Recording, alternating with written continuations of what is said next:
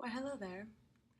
Today is Tuesday, and I am going to be reading the second to last chapter of Anarchism and Other Essays by Emma Goldman. This is not only the second to last chapter in the book, but it's the second chapter that we're reading today. I think it's a relatively short chapter. It's called The Tragedy of Women's Emancipation. I begin with an admission, regardless of all political and economic theories, treating of the fundamental differences between various groups within the human race, regardless of class and race distinctions, regardless of all artificial boundary lines between women's rights and men's rights. I hold that there is a point where these differentiations may meet and grow into one perfect whole. With this, I do not mean to propose a peace treaty. The general social antagonism, which has taken hold of our entire public life today, brought about through the force of opposing and contradictory interests, will crumble to pieces with the reorganization of our social life based upon the principles of economic justice shall have become a reality. Peace or harmony between the sexes and individuals does not necessarily depend on a superficial equalization of human beings, nor does it call for the elimination of individual traits and peculiarities, Moving on. The problem that confronts us today, and which the nearest future is to solve, is how to be oneself and yet in oneness with others, to feel deeply with all human beings and still retain one's characteristic qualities. This seems to me to be the basis upon which the mass and the individual, the true democrat and the true individuality, man and woman, can meet without antagonism and opposition. The motto should not be forgive one another, rather understand one another. The oft-quoted sentence of Madame de Staël, to understand everything means to forgive everything, has never particularly appealed to me. It has the odor of the confessional. To forgive one's fellow being conveys the idea of pharisaical superiority. To understand one's fellow being suffices. The admission partly represents the fundamental aspect of my views on the emancipation of women and its effect upon the entire sex. Emancipation should make it possible for women to be human in the truest sense. Everything within her that craves assertion and activity should reach its fullest expression. All artificial barriers should be broken and the road towards greater freedom cleared of every trace of centuries of submission and slavery. This was the original aim of the movement for women's emancipation, but the results so far achieved have isolated women and have robbed her of the fountain springs of that happiness which is so essential to her. Merely eternal emancipation has made of the modern woman an artificial being who reminds one of the products of French arboriculture with its Arabesque trees and shrubs, pyramids, wheels, and wreaths, anything except the forms which would be reached by the expression of her inner qualities. Such artificially grown plants of the female sex are to be found in large numbers, especially in the so-called intellectual sphere of our life. Liberty and equality for woman. What hopes and aspirations these words awakened when they were first uttered by some of the noblest and bravest souls of those days. The sun in all his light and glory was to rise upon a new world. In this world, woman was to be free to direct her own destiny, an aim certainly worthy of the great enthusiasm, courage, perseverance, and ceaseless effort of the tremendous host of pioneer men and women who staked everything against a world of prejudice and ignorance. My hopes also move towards that goal, but I hope that the emancipation of women, as interpreted and practically applied today, has failed to reach that great end. Now, woman is confronted with the necessity of emancipating herself from emancipation if she really desires to be free. This may sound paradoxical, but it is nonetheless only too true. What has she achieved through her emancipation? Equal suffrage in a few states. How is that pure?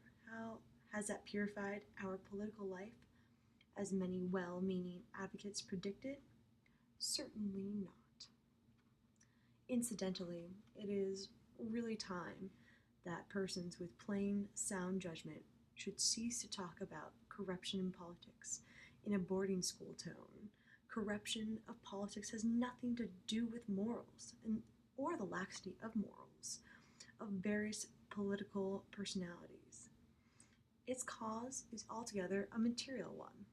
Politics is the reflex of the business and industrial world, the mottos of which are, quote, "To take is more blessed than to give. Buy cheap and sell dear. One soiled hand washes the other." There is no hope even that woman, with her right to vote, will ever purify politics.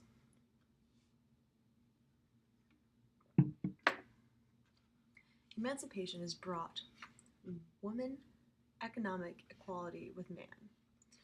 That is, she can choose her own profession and trade, but her past and present physical training has not equipped her with the necessary strength to compete with man.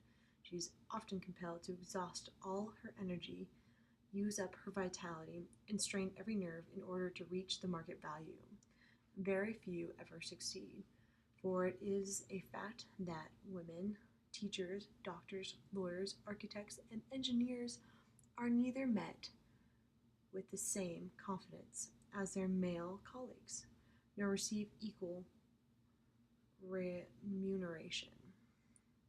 And those that do reach that enticing equality generally do so at the expense of their physical and psychical well-being. As to the great mass of working women and girls, how much independence is gained of the narrowness and lack of freedom of the home is exchanged for the narrowness and lack of freedom of a factory, sweatshop, department store, or office. In addition is the burden that is laid on many women of looking after a home sweet home, cold, dreary, disorderly, uninviting after a day's hard work. Glorious independence. No wonder that hundreds of girls are so willing to accept the first offer of marriage, sick and tired of their independence behind the counter, at the sewing or typewriting machine. They are just as ready to marry as girls of the middle class who long to throw off the yoke of parental supremacy, as I was. A so-called independence which ends only to earning the merest subsistence is not so enticing, not so ideal that one could expect women to sacrifice everything for it. Our highly praised independence is, after all, but a slow process of dulling and stifling woman's nature, her love instinct, and her mother instinct. Nevertheless, the position of the working girl is far more natural and human than that of her seemingly more fortunate sister in the more cultured professional walks of life, teachers, physicians, lawyers, engineers, etc., who have to make a dignified, proper appearance while the inner life is growing empty and dead. The narrowness of the existing conception of women's independence and emancipation, the dread of love for a man who is not her social equal, the fear that love will rob her of her freedom and independence, the horror that love or the joy of motherhood will only hinder her in the full exercise of her profession. All these together make of the emancipated modern woman a compulsory bestial for whom life, with its great clarifying sorrows and its deep entrancing joys, rolls on without touching or gripping her soul. Emancipation, as understood by the majority of its adherents and exponents, is of too narrow a scope to permit the boundless love and ecstasy contained in the deep emotion of the true woman, sweetheart, mother, and freedom. The tragedy of the self-supporting or economically free woman does not lie in too many, but in too few experiences. True, she surpasses her sister of past generations in knowledge in the world of human nature. It is just because of this that she feels deeply the lack of life's essence, which alone can enrich the human soul, and without which the majority of women have become more professional automatons. That such a state of affairs was bound to come as foreseen by those who realized that, in the domain of ethics, there still remained many decaying ruins of the time of the undisputed superiority of man, ruins that are still considered useful, and what is more important, a godly number of the emancipated are unable to get along without them. Every movement that aimed at the destruction of existing institutions and the replacement thereof with something more advanced, more perfect, has followers who in theory stand for the most radical ideas, but who nevertheless in their everyday practice are like the average Philistine, feigning respectability and clamoring for the good opinion of their opponents. There are, for example, socialists and even anarchists who stand for the idea that property is robbery, yet who will grow indignant if anyone owe them the value of a half dozen pins. The same Philistine can be found in the movement of women's emancipation. Yellow journalists and milk and water literateurs have painted pictures of the emancipated woman that make the air of the good citizen and his dull companions stand up on end. Every member of the women's rights movement was pictured as a George Sand in her absolute disregard of morality. Nothing was sacred to her. She had no respect for the ideal relation between man and woman. In short, emancipation stood only for a reckless life of lust and sin, regardless of society, religion, and morality. The exponents of women's rights were highly indignant at such misrepresentation, and lacking humor, they exerted all their energy to prove that they were not at all as bad as they were painted, but the very reverse. Of course, as long as woman was the slave of man, she could not be good and pure. But now that she was free and independent, she would prove how good she could be, and that her influence would have a purifying effect on all institutions in society. True, the movement of women's rights has broken many old fetters, but it has also forged new ones. The great movement of true emancipation has has not met with the great race of women who could look liberty in the face. Their narrow, puritanical vision banished man as a disturber and doubtful character out of their emotional life. Man was not to be tolerated at any price, except perhaps as the father of a child, since a child could not very well come to life without a father. Fortunately, the most rigid Puritans never will be strong enough to kill an innate craving for motherhood. But woman's freedom is closely allied with man's freedom, and many of my so-called emancipated sisters seem to overlook the fact that a child born in freedom needs the love and devotion of each human being about him, man as well as woman. Unfortunately, it is this narrow conception of human relations that has brought about a great tragedy in lives of the modern man and woman.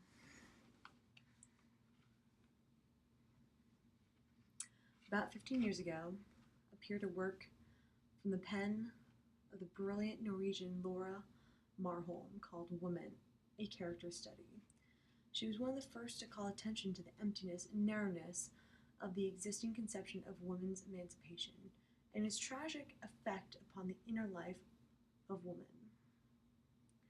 In her work, Laura Marholm speaks of the fate of several gifted women of international fame, the genius Eleonora Duse and the great mathematician and writer Sonia Golevskaia, the artist and poet nature Marie Bashkirtseff, who died so young.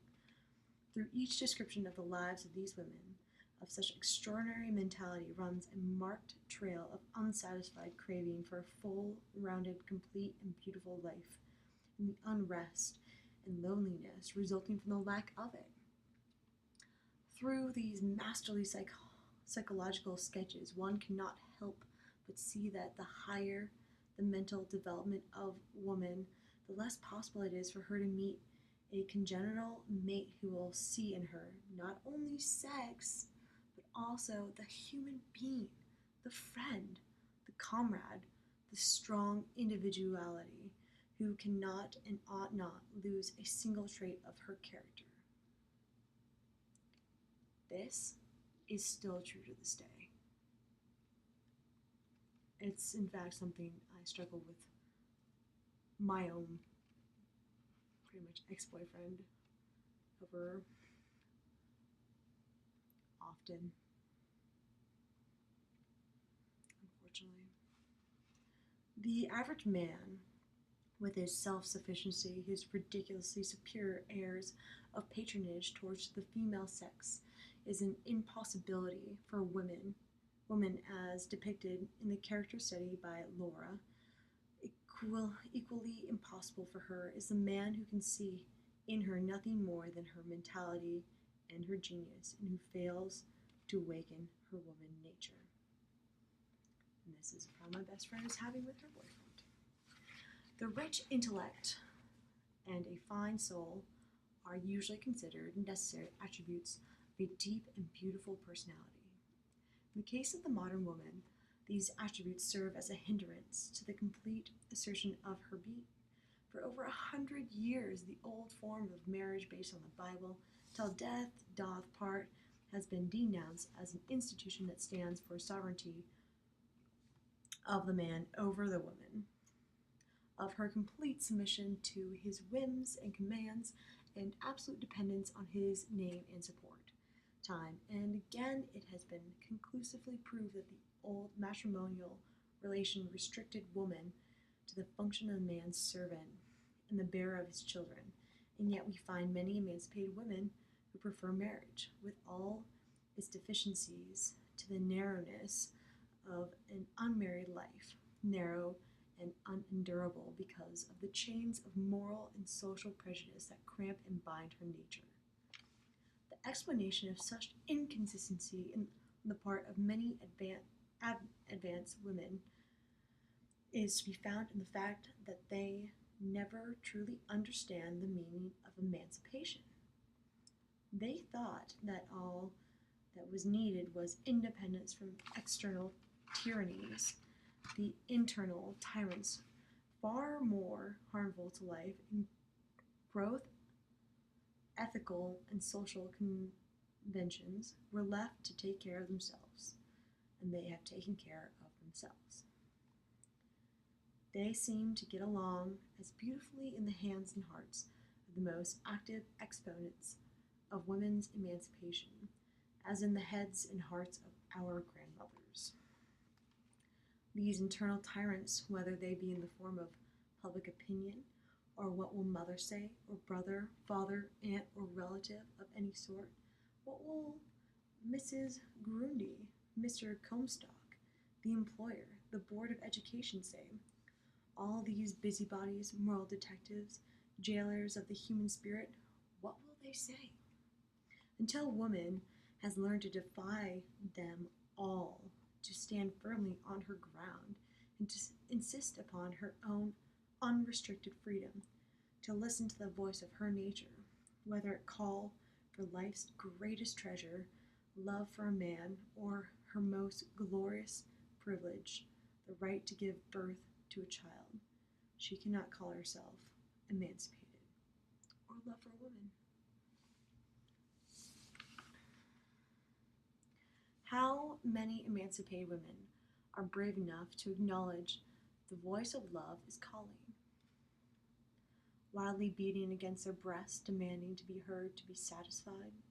The French writer Jean Rebrock, in one of his novels, New Beauty, attempts to picture the ideal, beautiful, emancipated woman. This ideal is embodied in a young girl, a physician. She talks very cleverly and wisely how to feed infants. She is kind and administers medicines free to poor mothers. She converses with a young man of her acquaintance about the sanitary conditions of the future and how various bacilli and germs shall be exterminated by the use of stone walls and floors, and by doing away with rugs and hangings. She is, of course, very plainly and practically dressed, mostly in black. The young man who, at their first meeting, was overawed by the wisdom of his emancipated friend, gradually learns to understand her and recognizes one fine day that he loves her. They are young, and she is kind and beautiful. And though always in rigid attire, her appearance is softened by a spotless, clean white collar and cuffs. One would expect that he would tell her of his love, but he is not one to commit romantic absurdities. Poetry and the enthusiasm of love cover their blushing faces before the pure beauty of the lady. He silences the voice of his nature and remains correct. She too is always exact, always rational, always well behaved. I fear if they had formed a union, the young man would have risked freezing to death. I must confess that I can see nothing beautiful in this new beauty, who is as cold as the stone walls and floors she dreams of.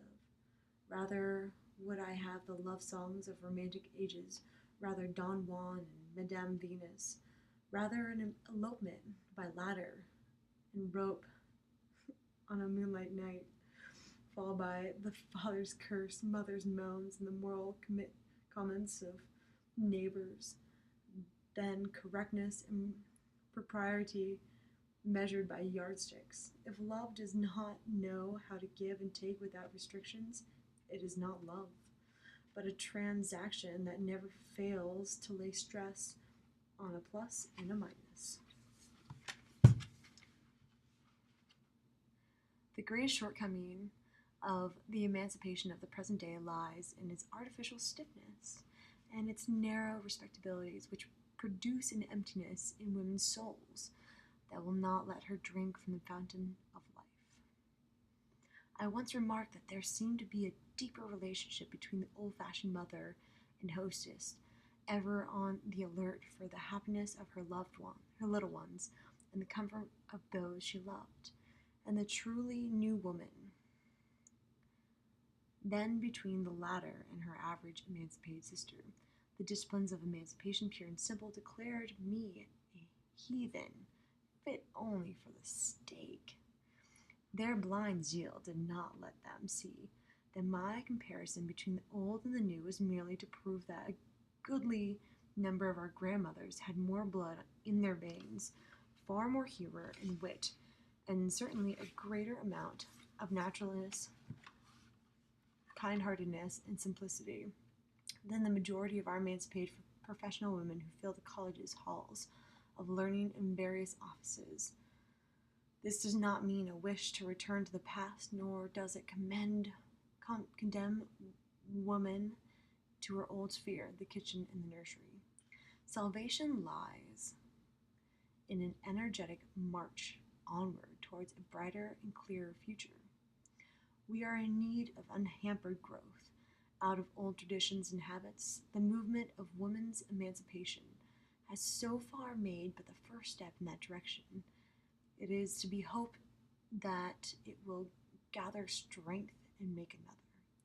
The right to vote, or equal civil rights, may be good demands, but true emancipation begins neither at the polls nor in courts. It begins in woman's soul. History tells us that every oppressed class gained true liberation from its masters through its own efforts. It is necessary that woman learn that lesson, that she realize that her freedom will reach as far as her power to achieve her freedom reaches. It is therefore far more important for her to begin with her inner regeneration, to cut loose from the weight of prejudices, traditions, and customs. I would make a reference to makeup at this point.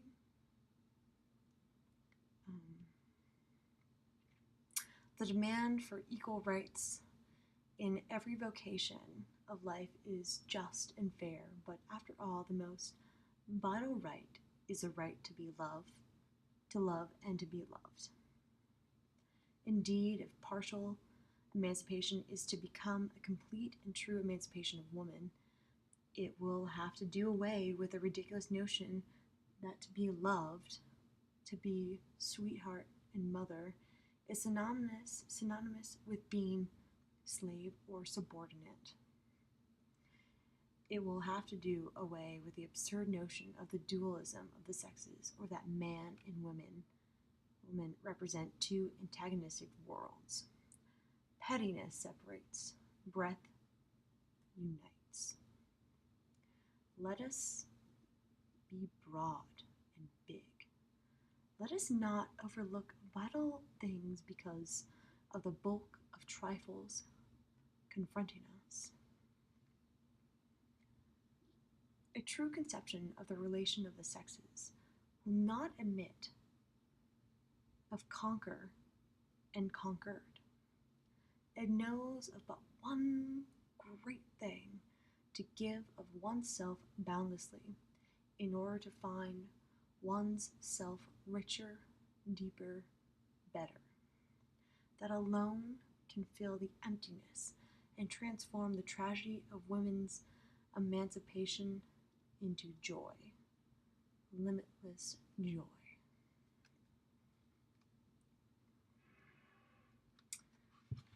That was a really great chapter.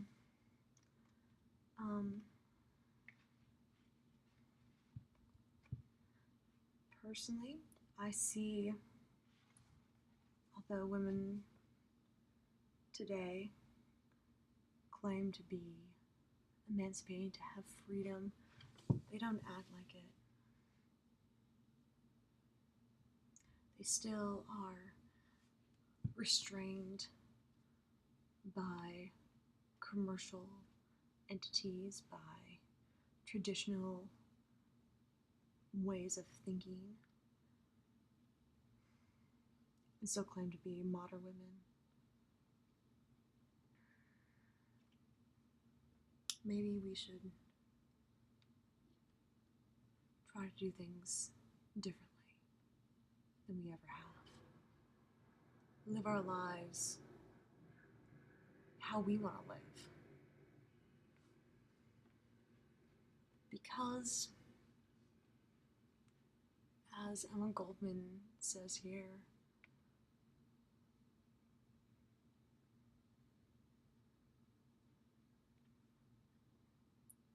equality is absolutely within your reach. Equality is within everyone's reach. It's a matter of just taking it. It's a matter of earning it.